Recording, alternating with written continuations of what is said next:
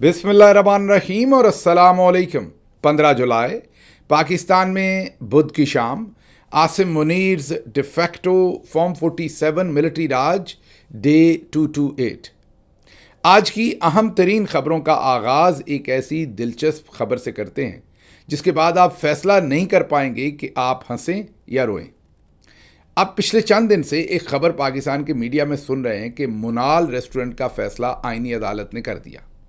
मुनाल restaurant है क्या? जो लोग इस्लामाबाद को जानते हैं या वहाँ गए हैं उनको पता है कि इस्लामाबाद में जहाँ फैसल मस्जिद है उसके बिल्कुल ऊपर मागला हिल्स में एक ऐसा मकाम है जिसे मुनाल कह देते हैं, और वहाँ पर रेस्टोरेंट्स बने हुए हैं। और वहाँ पर अगर आप बैठे हैं तो सामने बिल्कुल इस्लामाबाद ऐसे है जैसे आपके दामन में है। पूरा इस्लामाबाद नज़र आता है। अगर आप ये कहें कि वो इस्लामाबाद की मोस्ट लुक्रेटिव प्रॉपर्टी है तो ये गलत नहीं होगा। प्रेसिडेंट मुशर्रफ के बारे में कहा जाता है कि वो दिलदादा थे शरबत वगैरह पीने के, तो उन्होंने ख्वाहिश का इजहार किया कि इस जगह पर अगर शाम में हल्का हल्का तबला बजे और साथ वो बैठकर शरबत या मशरूब पिएं और सामने उन्हें पूरा इस्लामाबाद नज़र आए तो मज़ा दुबाला हो जाए। उनकी इस ख्वाहिश पर कहा जाता है कि कामरान लाशारी जो उस वक्त के एडमिनिस्ट्रेटर थे उन्होंने सड़क बनवाई और ऊपर तक ये सारा मामला बनाया। आपको ये पता है कि हमारे मिलिट्री जर्नल्स का दिमाग किसी और चीज़ में चले या ना चले, बिजनेस में बहुत चलता है। इसीलिए मैं हैरान हूँ कि ये पूरी तरह इस मामले को संभाल ही क्यों नहीं लेते। मतलब मसला ये है कि इस वक्त हालांकि आसिम मुनीर साहब ने और उनके साथियों ने पूरी तरह पाकिस्तान को संभाला हुआ है, अपना बिजनेस चलता है, लेकिन पाकिस्तान दिवालिया होने के करीब नहीं बल्कि तकरीबन दिवालिया हो चुका है। ये अगले व्लॉग में आपके सामने रखेंगे। अभी ज़रा ये मुनाल वाली खबर आपके सामने रखें क्योंकि आपने बहुत हंसना है जब आपको ये खबर पता चलनी है। तो अभी हाल ही में जो आईनी अदालत है उसने ये फैसला किया कि जो माजी में जस्टिस लानत मतलब जस्टिस काजी फायज़ ईसा की सुप्रीम कोर्ट ने उनकी सदारत में जो फैसला किया था या उनके बेंच ने जो फैसला किया था, मुनाल रेस्टोरेंट की जगह को नेशनल पार्क कहने और कहना कि यहाँ पर इस तरीके से कारोबारी ख़रीदो फरोख्त या लीज़ नहीं दी जा सकती, मुनाफा बख्श काम नहीं किया जा सकता, इसलिए उस रेस्टोरेंट को गिरा दिया गया या बंद कर दिया गया। अब आईनी अदालत ने कहा कि नहीं, ये बेहुदा फैसला था, वहाँ पर ये सब कुछ हो सकता है। अब ये जो काजी लानत साहब का फैसला था, ये इससे पहले असल में जस्टिस अतर मिनल्ला की जो इस्लामाबाद हाई कोर्ट में जब वो चीफ जस्टिस थे, ये फैसला उन्होंने उस वक्त दिया था। मतलब इस्लामाबाद हाई कोर्ट का फैसला भी यही था कि यहाँ पर कारोबार नहीं हो सकता। On top of that justice लानत का शायद ज़िंदगी में एक ही अच्छा फैसला हो जो काजी फायज़ ईसा, और वो शायद यही था। उसको भी अब आईनी अदालत ने उठा के फेंक दिया। तो सोचें जो बुरे फैसले थे उनका क्या बनेगा। बहरहाल जो जस्टिस अतर मिनल्ला का भी फैसला यही था कि यहाँ पर ऐसी कारोबारी सरगर्मियाँ नहीं हो सकती, और ऊपर काजी लानत साहब ने भी यही फैसला किया। लेकिन अब आईनी अदालत ने कहा कि नहीं, वापस लोअर कोर्ट जाकर ये फैसला करे, मतलब सेशन कोर्ट, कि यहाँ पर ये एक्टिविटी हो सकती है कि नहीं। अब यहाँ तक तो स्टोरी है बड़ी बोरिंग। अब आपको इसके अंदर हम शाहरुख की एंट्री देते हैं, मतलब हमारे मिलिट्री जर्नल्स की। हुआ ये कि जब ये सारा मुनाल शनाल बना दिया गया तो पता चला कि इसका किराया जो है वो हमारे मिलिट्री जर्नल्स लेते हैं। हाँ जी, ये जब मुनाल बन गया रेस्टोरेंट और वो धड़ाधड़ चलना शुरू हो गया, मैंने आपको बताया कि वो शायद इस्लामाबाद की सबसे लुक्रेटिव वो प्रॉपर्टी बन गई। अब उसका मसला ये बना कि वो फैलता फैलता बना तो वो एक रेस्टोरेंट था, वहाँ पर पता नहीं क्या कुछ बनना शुरू हो गया। जंगलात काटे गए, वो नेशनल पार्क की ज़मीन है पाकिस्तान के कानून के मुताबिक, और वहाँ पर ऐसे फैलाव हुआ कंक्रीट का और इमारतों का कि मामला अदालत में चला गया। जब मामला अदालत में गया तो अदालत ने कहा कि भाई ये नेशनल पार्क की ज़मीन है, ये जस्टिस अतर मिनल्ला की इस्लामाबाद हाई कोर्ट, बाद में वो सुप्रीम कोर्ट आ गए और अब तो वो जबरी बेचारे रिटायर भी कर दिए गए। जब वो इस्लामाबाद हाई कोर्ट के चीफ जस्टिस थे तो उन्होंने ये मुकदमा सुना। उन्होंने कहा ये नेशनल पार्क में तो पूरी दुनिया में ऐसे इजाज़त नहीं होती, ये आपने कैसे ये सब कुछ बनवा दिया, और फौजी जनरल्स के जो इदारे हैं वो कैसे ले सकते हैं इसका किराया, उनका इसमें क्या लेना देना है। यहाँ आता है ट्विस्ट, कभी खुशी कभी गम। मिलिट्री जर्नल्स एक डॉक्यूमेंट लेकर आए 23 अप्रैल 1910 का। जी हाँ, ज़रा गौर से सुननी है सारी बातें, कुर्सी को ज़ोर से पकड़ के बैठना है, आपको लगेगा कोई लतीफ़ा हो रहा है आपके साथ।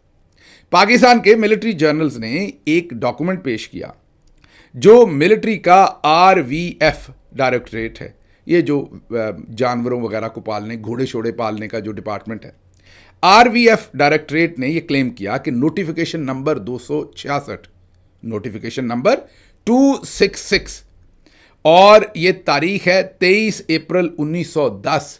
جی ہاں درست سن رہے ہیں, 1910. پاکستان 1947 میں بنا تھا. 1910 میں یہاں پر برٹش کنگ تھے. پہلے تو آپ کو پتا ہے نا کہ جو فوج تھی برٹش کی وہ ایسٹ انڈیا کمپنی تھی. 1600 سے لے کے 1857 تک ایسٹ انڈیا کمپنی انڈیا کے مختلف علاقوں کے اندر فوج کے طور پر کام کرتی رہی. 1857 میں جنگ آزادی آپ کو یاد ہے. اس کے بعد پھر برطانیہ نے تنگ آ کر ایسٹ انڈیا کمپنی کا کاروبار بند کر دیا اور 1858 سے 1858 سے باقاعدہ ہم برٹش غلام ہو گئے. پہلے بھی تھے لیکن پہلے ایسٹ انڈیا کمپنی کے انڈر تھے, پھر برٹش گورنمنٹ کے انڈر چلے گئے. اب ہم اس سے ٹھیک 50 سال تقریباً یا 45 سال کے بعد کی بات کر رہے ہیں, 1910 کی. اس وقت ہم کیونکہ برطانیہ کے غلام تھے, اس وقت کے بادشاہ جو ایمپرر تھے کنگ ایڈورڈ 7 تھے, اور وہ بہرحال مئی میں مر گئے بیچارے. میرا خیال آخری انہوں نے یہی حکم دیا ہوگا 1910 23 اپریل والا. اس وقت کے وائس رائے لارڈ منٹو تھے, یہ بھی نومبر 1910 تک وائس رائے رہے. اس وقت کے آرمی چیف جنرل سر او مور کرے, یہ اس وقت کے آرمی چیف تھے برٹش ملٹری کے. آپ نے خواہ خوش نہیں ہو جانا کہ یہ عاصم منیر تمغہ امتیاز ملٹری کی بات کر رہے ہیں. یہ ہم برٹش آرمی کی 1910 میں جو آرمی چیف تھے, جو وائس رائے تھے, جو بادشاہ سلامت تھے. اب کیونکہ انہی کا حکم نامہ جو ہے وہ پیش کیا ہے ہماری فوج کے جنرلز نے.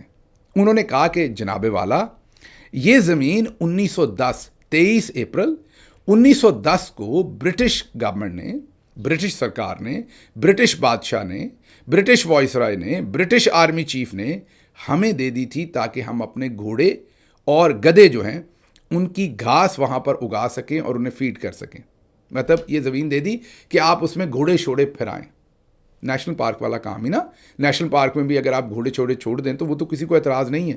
تقریباً اسی کام کے لیے انہوں نے دی تھی کہ آپ اپنے گھوڑے چھوڑے چلا لیں, کیونکہ اس ٹائم گھوڑے بھی چاہیے تھے, گدھے بھی چاہیے تھے. اب تو ہمارے پاس ویسے ہی گھوڑے گدھے بہت ہیں تو ویسے پالنے کی ضرورت نہیں ہے. تو بہرحال اس وقت گھوڑے اور گدھے بہت چاہیے تھے فوج کے لیے. 1910 میں یہی چیزیں استعمال ہوتی تھی. تو برٹش کنگ, برٹش وائس رائے یا جس کا بھی زور چلا, اس نے وہ زمین دی. باقاعدہ ہمارے جنرلز نے اسلام آباد ہائی کورٹ میں جو RVF ڈائریکٹریٹ ہے اس نے یہ نوٹیفیکیشن نمبر 266 23 اپریل 1910 یہ پیش کیا کہ یہ 8602 ایکڑ زمین بھی ذرا چیک کریں. اسلام آباد کی زمین سے بھی زیادہ زمین بنتی ہے میرا خیال ہے. یہ 8602 ایکڑز یہ زمین انہوں نے کہا کہ ہمیں گھاس پھوس چرانے کے لیے, جو بھی وہاں پر چارہ وغیرہ چرانے کے لیے ہمارے گدھے اور گھوڑوں کے لیے یہ ہمیں دے دی گئی تھی. یہ زمین ہماری ہے. اس نوٹیفیکیشن کا باقاعدہ جائزہ لیا گیا اور اس کے اوپر یہ کہا گیا RVF ڈائریکٹریٹ نے کہ اس وجہ سے کیونکہ یہ زمین ہماری ہے تو یہ جو منال وغیرہ ریسٹورنٹ ہے ان سے ہم کرایہ وصول کر سکتے ہیں. یہ اب ہماری پراپرٹی ہے, ہم نے اجازت دی ہے اور ہم کرایہ وصول کر سکتے ہیں. اس وقت جوڈیشری تھوڑی بہت انگڑائیاں لیتی تھی تو جسٹس اطہر ملا نے کہا کہ یہ بےہودہ بات ہے. ایک تو یہ پاکستان بننے سے پہلے کی بات ہے. دوسری بات یہ کہ اگر اس کو مان بھی لیا جائے تو انہوں نے آپ کو صرف گدھے اور گھوڑے چرانے کی اجازت دی تھی, زمین آپ کی ملکیت میں نہیں دی تھی. وہ ایک قسم کی آپ کو صرف ایک پرپز کے لیے استعمال کرنے کو زمین دی تھی کہ آپ وہاں گدھے اور گھوڑے جو ہیں چرا لیں یا ان کا چارہ وغیرہ وہاں سے حاصل کر لیں. یہ آپ کو کس نے کہہ دیا کہ زمین آپ کی ملکیت ہے اور آپ آگے اس کو آپ لیز پہ دیں گے اور کرائے اکٹھے کریں گے اور کمرشل ایکٹیویٹی کریں گے. انہوں نے کہا نہیں, آپ کو اجازت نہیں, یہ زمین نیشنل پارک کی ہے اور اسے صرف نیشنل پارک کے لیے استعمال کیا جا سکتا ہے. یہ اسلام آباد ہائی کورٹ نے فیصلہ دے دیا. اوپر انہوں نے اس فیصلے کو چیلنج کیا قاضی لانت کی عدالت میں. قاضی لانت صاحب نے بھی یہی فیصلہ دیا کہ یہ زمین نیشنل پارک کی. میرا خیال ایک ہی اچھا فیصلہ زندگی میں دیا ہوگا, پر انہوں نے یہ فیصلہ دیا کہ یہ زمین نیشنل پارک کی, اس پر کچھ نہیں کیا جا سکتا. اب ہمارے چودھری صاحب کو کیونکہ یہ قابل قبول نہیں تھا, انہوں نے آئینی عدالت بنوائی ہی ایسے گندے کاموں کے لیے تھی. اب امین جو ہے, آپ کو پتا صادق اور امین وہ ہیں یا نہیں, لیکن جسٹس امین صاحب سے یہ فیصلہ کروا لیا گیا کہ نیچے بیچاری ناتواں سیشن کورٹ جو ہے وہ یہ فیصلہ کرے گی. بیچاری مجبور رضیہ پھنس گئی گھنڈوں میں. اب سیشن کورٹ کو یہ مرحلہ دیا گیا ہے کہ آپ فیصلہ کریں کہ یہ زمین 1910 23 اپریل 1910 کے نوٹیفیکیشن کے مطابق فیصلہ کرنا ہے یا ابھی کے مطابق فیصلہ کرنا ہے. ظاہر ہے یہ اب 23 اپریل 1910 کے حساب سے یہ پاکستان کے ملٹری جنرلز کو ہی ملے گی، اور پھر ان کے عزیزوں کو، ان کے قریبی لوگوں کو ٹھیکے ملیں گے اوپر، اور مال پانی بنے گا۔ آپ کو میں نے کہا تھا پاکستان کے اندر ہونے والا کوئی گند بھی اس کو پھپھولیں گے، اس کو ٹٹولیں گے، تو اس کے اندر سے کہیں نہ کہیں سے ہمارے جرنلز ضرور نکلیں گے۔ ممکن ہی نہیں ہے کہ ان کے واردات میں شامل ہوئے بغیر کوئی اور اتنی بڑی واردات کر سکے۔ تو اب آپ نے سن لیا کہ ہم نے ماشاءاللہ سے، وہ کہتے ہیں دشت و دشت دریا بھی نہ چھوڑے ہم نے، بحر ظلمات میں دوڑا دیے گھوڑے ہم نے۔ تو یہ گھوڑے، خچر، گدھے 1910 23 اپریل برٹش بادشاہ اور ہوتے ہوتے انہوں نے کہا کہ یہ تو ہم نے پرکھوں کی زمین ہے ہماری، اس پر ہم نے ہی کرایہ جو ہے وہ وصول کرنا ہے۔ اب پتہ نہیں یہ ایسٹ انڈیا والی اونرشپ دوبارہ سے وصول کر رہے ہیں، برٹش آرمی والی اونرشپ دوبارہ سے وصول کر رہے ہیں۔ بہرحال اس کا مطلب یہ ہوا کہ ہم تب بھی غلام تھے، ہم اب بھی غلام ہیں۔ تو جو بادشاہ ہے ہمارے، وہ تب بھی اس زمین کا فیصلہ کرتے تھے، آج بھی فیصلہ کرتے ہیں۔ مطلب شرم تو آپ کو آنی نہیں ہے، لیکن چلیں دلانے کی تھوڑی بہت کوشش کریں گے۔ اب آپ مجھے وعدہ کر کے کامنٹس میں بتائیے کہ آپ اس خبر پر ہنس رہے ہیں یا رو رہے ہیں۔ آپ کو یہ ساری خبر مذاق لگ رہی ہوگی، لیکن یہ تمام پاکستان کی عدالتوں کے اندر یہ تمام چیزیں دی ہوئی ہیں، مصدقہ خبر ہے جو آپ کے سامنے رکھ رہے ہیں۔ یقین کریں مجھے بھی اس چیز کا جب یہ سنی تھی، خبر پڑی تھی، کہ یقین نہیں ہو رہا تھا کہ ہم اس قدر بھی گر سکتے ہیں، لیکن ہم اس سے بھی زیادہ گرے ہوئے ہیں۔ آگے چلتے ہیں، اگلی خبر آپ کے سامنے رکھتے ہیں، اور وہ بھی اسی طرح کی ہے۔ آپ کو پتا ہے کہ فوجی فرٹیلائزر سب سے بڑا بینیفیشری ہے جس نے پی آئی اے خریدی ہے۔ اب ایکسپریس ٹریبیون میں شہباز رانا کی خبر ہے کہ پی آئی اے جو 10 ارب کی بیچی گئی ہے، جس میں پتہ نہیں 36-38 جہاز تھے، کیا کچھ تھا، اس کو صرف اور صرف، غور سے سننا آپ نے، اس کو صرف اور صرف پی آئی اے کی جو پراپرٹی ہے وہ 14 ارب کی ٹرانسفر کر دی گئی ہے۔ 14 ارب مالیت کی، جہاز وغیرہ چھوڑ دیں، باقی راؤٹس چھوڑ دیں، سب کچھ چھوڑ دیں، صرف اور صرف جو پراپرٹی ہے پی آئی اے کی، ملک کے اندر بہت ساری جگہوں پر اور شاید 1-2 پراپرٹیز باہر، وہ 14 ارب روپے کی پراپرٹی جو ہے وہ اس گروپ کو دے دی ہے۔ 10 ارب کی ایئر لائن بیچی ہے جس میں جہاز اور سب کچھ ہے، آن ٹاپ آف دیٹ 14 ارب کی جو پراپرٹیز ہیں وہ ان کو دے دی گئی ہیں۔ کن کو دے دی گئی ہیں؟ رل کے لٹو۔ مطلب اس میں 35%، سب سے بڑا جو شیئر ہے 34-35% وہ فوجی فرٹیلائزر کا ہے۔ تو جرنیلوں نے لمبا ہاتھ مارا ہے، پی آئی اے کو بھی اپنی جیب میں ڈال لیا ہے۔ مطلب چلتے جائیے، آپ کو کہیں فکر نہ ہو۔ مطلب جب آپ کو پتا ہو نا کہ مارکیٹ کا ٹائم کم رہ گیا تو آپ پھر سودا بیچتے ہیں، اکٹھا کرتے ہیں۔ مجھے لگتا ہے جرنیلوں کو بھی اندازہ ہو گیا کہ ٹائم تھوڑا ہے، لٹ لو جو کچھ لٹنا ہے۔ سو کام جو ہے وہ تیز کر دیا گیا۔ آگے سن لیجئے، ایک طرف یہ لوٹ مار چل رہی ہے منال کی اور دوسری طرف سید ذیشان عزیز یہ خبر دیتے ہیں کہ کوئٹہ میں پچھلے کئی دنوں سے لواحقین اپنے پیاروں کی لاشیں رکھ کر احتجاج کر رہے ہیں۔ اتنی گرمی ہے، اس گرمی کے اندر آپ کو پتا ہے وہاں فریزر تو ان کے پاس ہے نہیں، لاشیں وہ سڑک پر رکھ کر احتجاج کر رہے ہیں۔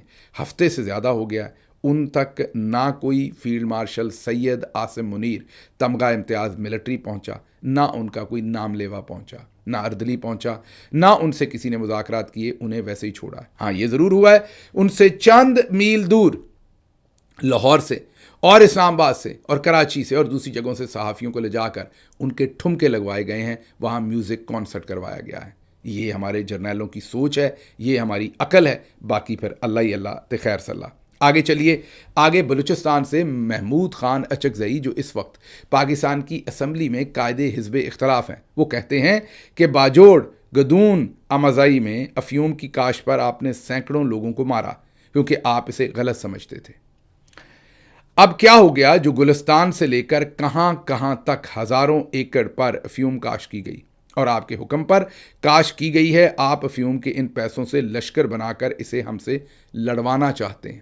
وہ الزام لگا رہے ہیں پاکستان کے ملٹری جرنلز پر کہ آپ نے فلاں علاقے میں لوگوں کو مارا کہ افیون کاشت نہیں کرنی، اور پھر آپ نے بہت سارے علاقوں میں خود سے افیون جو ہے وہ کاشت کروائی ہے کیونکہ اس کے پیسے سے آپ کہہ رہے ہیں کہ آپ نے لشکر بنانے ہیں۔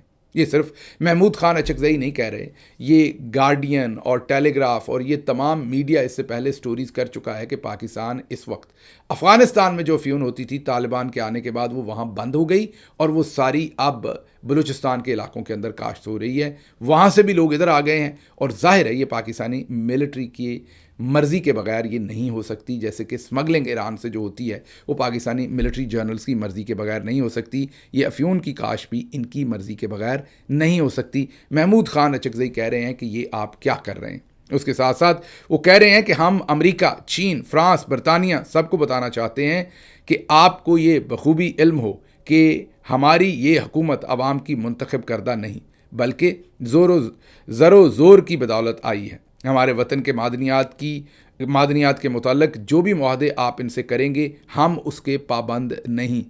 وہ انفارم کر رہے ہیں پوری دنیا کو کہ یہ جو آپ معاہدے ان سے کر رہے ہیں جرنیلوں کے ساتھ, یہ زور زبردستی قابض ہو کے ہمارے معاہدے کر رہے ہیں, یہ عوام کے ووٹوں کے ساتھ یہ حکومت نہیں ہے.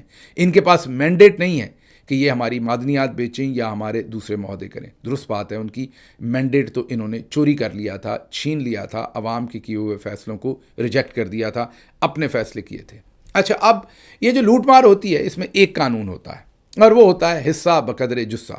اس پورے سسٹم کو مینٹین کرنے کے لیے اگر آپ سبھی کو ان کا حصہ نہ دیں تو معاملات خراب ہوتے ہیں. یہ جو کرمنل مافیا ہوتی ہے اس کی پوری چین کے اندر سبھی کو ان کا حصہ دیا جاتا ہے. آپ کو پتا ہے کہ اس میں جوڈیشری جو ہے اس کو بھی پوری طرح سے انوالو کیا گیا ہے, بلکہ تباہ کر دیا گیا ہے جوڈیشری کو. ان کے متعلق ڈان نے ایک سنسنی خیز خبر شائع کی ہے. ڈان اخبار لکھتا ہے اور عارفہ نور صاحبہ نے اس خبر کو شیئر کیا ہے. وہ یہ لکھتے ہیں کہ ججز اور ان کے خاندانوں کے لیے تقریباً اب 60 لاکھ والی جو کاریں ہیں, 60 سے 80 لاکھ والی, وہ 2 لاکھ سے 3 لاکھ روپے میں میسر ہیں. آپ کو سمجھ نہیں آئی ہوگی. ججز جو ہیں, اور وہ کسی طرح کے بھی ججز, وہ بھلے اینٹی ٹیررزم کورٹ کے اندر ہیں, بینکنگ کورٹ میں ہیں, سول کورٹ میں ہیں, ایڈیشنل ججز ہیں, سول ججز ہیں, مجسٹریٹ ہے, جہاں بھی جس کے ساتھ جج لگتا ہے, جو بھی عدلیہ کے نیچے آتا ہے, ان کو جو 60 سے 80 لاکھ کی گاڑی حکومت نے انہیں نئی خرید کے دی ہے, اس گاڑی کے لیے ان کو یہ آفر دے دی گئی ہے, محدود مدت کے لیے نہیں بلکہ لمبی مدت کے لیے آفر دے دی گئی ہے کہ آپ 2 لاکھ سے 3 لاکھ روپے جمع کروائیں اور آپ یہ گاڑی اپنے نام کروا لیں. ہے نا مزیدار بات. تو جو اب 60 لاکھ 80 لاکھ کی گاڑی ہے اس کا 2 سے 3 لاکھ روپیہ یہ ججز یا ان کے خاندان جمع کروائیں گے اور گاڑی حکومت سے ان کی ملکیت ہو جائے گی. یہ فیصلہ کیا ہے لاہور ہائی کورٹ نے, کیونکہ یہ تمام گاڑیاں لاہور ہائی کورٹ کی ملکیت تھیں. کہا جا رہا ہے کہ 2000 سے زیادہ شاید یہ گاڑیاں ہیں. کچھ اندازے 1000 ہیں لیکن کچھ اندازے ہیں کہ 2 سے 3 ہزار ایسی گاڑیاں ہیں جن کا یہ سودا ہو جائے گا. ذرا ضرب تقسیم دیجئے اور کتنے بلین یا ٹریلینز میں یہ پیسے بنیں گے, بلینز میں بنیں گے, اس کا ذرا اندازہ خود سے لگا لیجئے تو آپ کو پتہ چل جائے کہ معاملات کس طرف لے کر یہ لوگ جا رہے ہیں. آگے بڑھتے ہیں. اگلی خبر آپ کے سامنے, اور وہ اسی سے ہے کہ حکومت جلد ہی سپریم کورٹ کے ججز کی تنخواہیں بھی بڑھا کر وفاقی آئینی عدالت کے ججز کی تنخواہوں کے برابر کرنے جا رہی ہے. کوئی بات رہ نہ جائے نا پیچھے, مطلب سپریم کورٹ والے بیچارے اپنے آپ کو ڈپرائیو نہ فیل کریں کہ ان کی تنخواہ کم ہے, تو وہ بھی زیادہ کی جا رہی. آگے international federation for human rights کی جو تنظیم ہے انہوں نے ایک آپ یہ کہیے وارننگ جاری کی ہے, رپورٹ جاری کی ہے, اور کہا ہے کہ پاکستان میں عدالتی کرپشن ایک منظم شکل اختیار کر گئی ہے. مطلب کہ اب جو عدالتی نظام تھا وہ انصاف کی بجائے ایک مافیا بن گیا ہے. مطلب کہ عدالتوں کے اندر اب انصاف نہیں ہوتا بلکہ کرپشن کو ایک درجہ دے دیا گیا ہے, بلکہ آپ یہ کہیے کہ ایس او پیز کا حصہ بنا دیا گیا ہے, باقاعدہ کلچر بن گیا ہے یا باقاعدہ ایک پریکٹس بن گئی ہے. کرپشن کو ایکسیپٹ کر لیا گیا ہے, باقاعدہ عدالتی کارروائی کا حصہ بن گیا ہے. اس تنظیم کی جو وارننگ ہے یا ان کی جو رپورٹ ہے اس کے کہنے کا مطلب یہ ہے. وہ کہتے ہیں کہ بدعنوانی کے خطرات کا جائزہ کے عنوان سے جو رپورٹ جاری کی ہے اس کا خلاصہ یہ ہے کہ گزشتہ چند برسوں کے دوران پاکستان کے جمہوری ادارے بالخصوص عدلیہ کے اوپر یہ جو سارا کنٹرول ہے چودھری صاحب کا, اس سے اب کرپشن جو ہے اس کا ایک مروجہ پلر بن گیا ہے. تو ایک طرف پوری دنیا میں یہ بتا رہی ہے, دوسری طرف ججز کی تنخواہیں اور گاڑیاں 2-2 3-3 لاکھ میں چودھری کہتا ہے لے جاؤ تاکہ آپ وہ فیصلے کریں جو ہمیں چاہیے. آپ کے سامنے ابھی منال والی اگزامپل تو ہم نے رکھی ہے.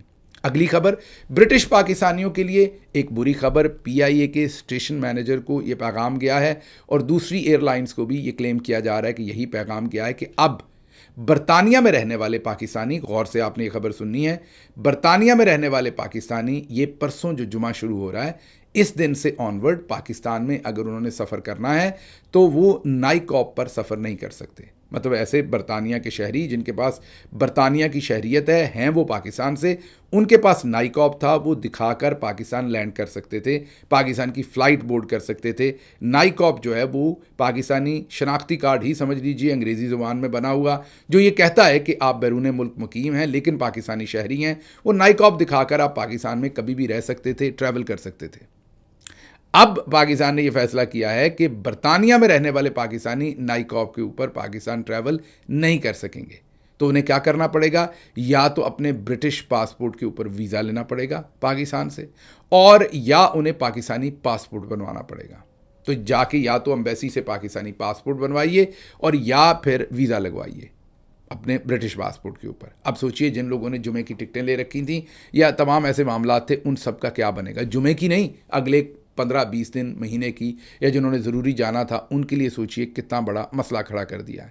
کسی کے شادی غمی اور کوئی مسائل، کیونکہ اب یہ ویزے لیتے ہوئے اور پاسپورٹ بنتے ہوئے تو بہت ہی دیر لگے گی. کم از کم ویزا لیتے ہوئے بھی میرا خیال مہینہ 15 دن ضرور لگ جائیں گے، جس طرح کا انہوں نے ایک افراتفری ڈال دی. تو دوسری طرف یہ معاملہ ہوا ہے، یہ مجھے لگتا ہے وہ جو گرومنگ گینگ وغیرہ کا معاملہ ہے اسی سے ریلیٹڈ کوئی نہ کوئی پیش قدمی ہے. بہرحال اس خبر پر نظر رکھیں گے، مزید جو بھی اس میں ڈیولپمنٹ ہوئی وہ آپ کو ضرور بتائیں گے، لیکن یہ بھی ایک میجر ڈیولپمنٹ ہے جو ہوئی ہے.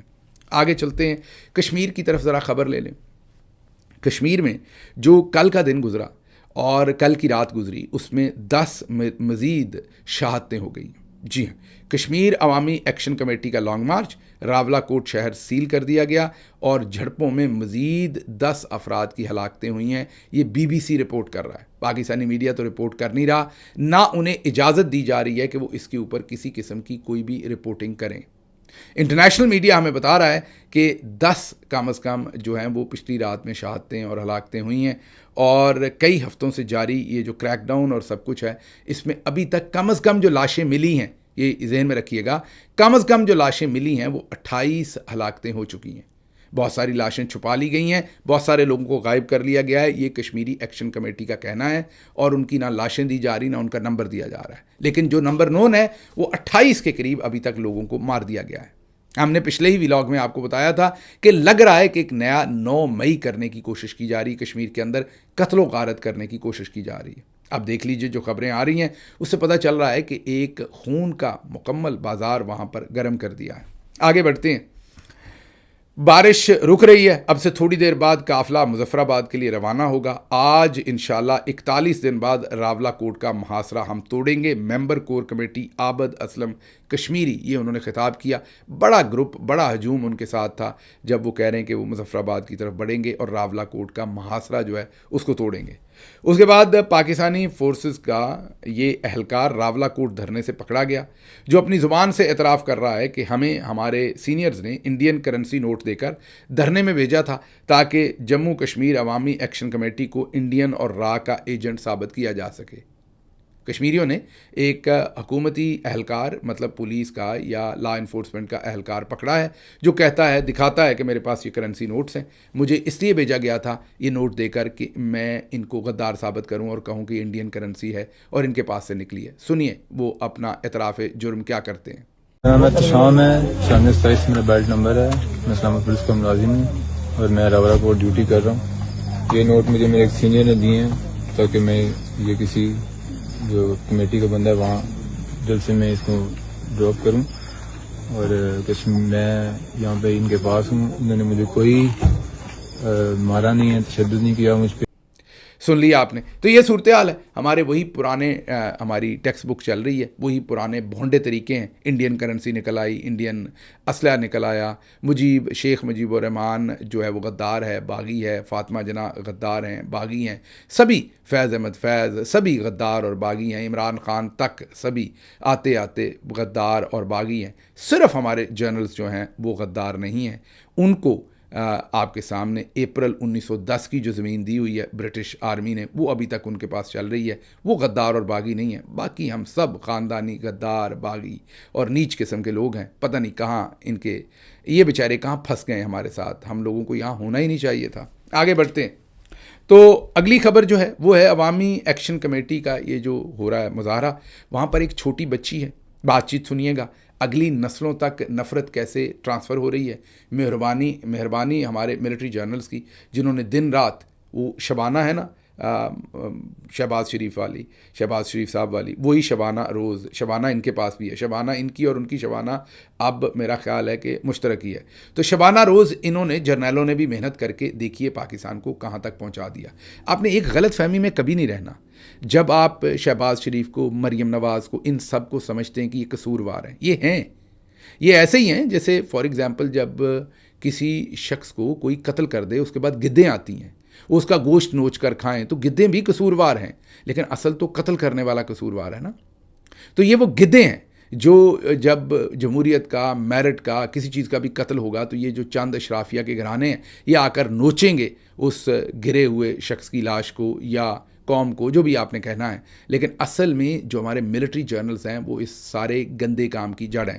تو یہ بچی کیا کہہ رہی ہے سنیے.